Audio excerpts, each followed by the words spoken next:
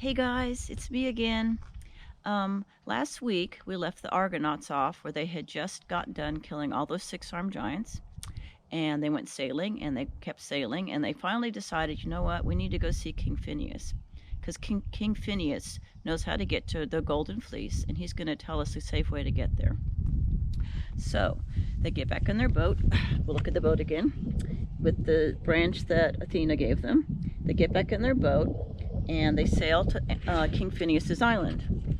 Now, King Phineas was an old wise king, and when they got there, he was in a dark room, and he told them, I am starving, and because I'm starving, I need you to help me. Now, the reason I'm starving is every time I reach for a morsel of food, these harpies come down, and these are what the harpies look like. They're really terrible looking birds with the faces of evil women on them. So every time he reaches for some food, they come down and snatch the food from his hand, and he can't eat, and he's starving. So he tells the Argonauts, if you can get rid of these harpies, then I can help you get to where you need to go.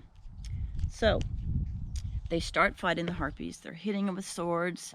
They're destroying them, but a few of them flew off, and they needed to get rid of those too. So last week I told you about the twins of the North Wind.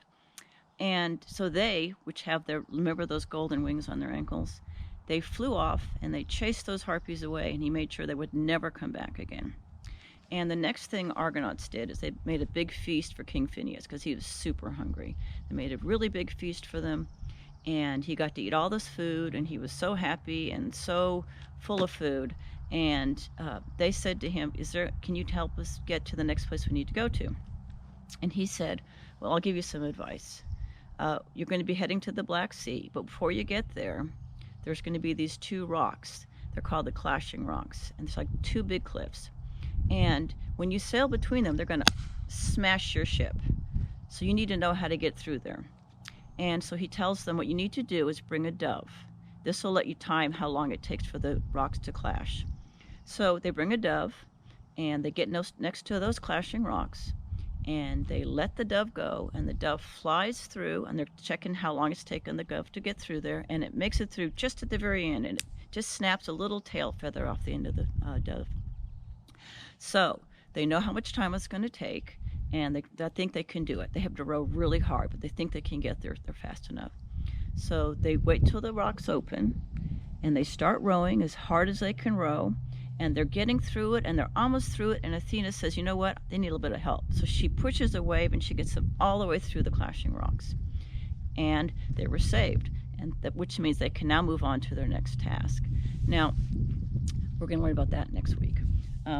So I'm going to send you some coloring sheets and a dove craft, because that dove saved them, helped them figure out how long it was going to take to get through those rocks.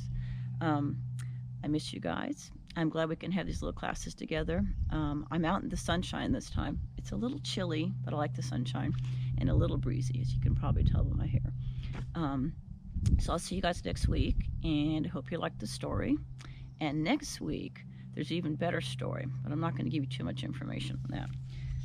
It involves bulls and dragon's teeth. That's my hint. Okay, see you guys next week.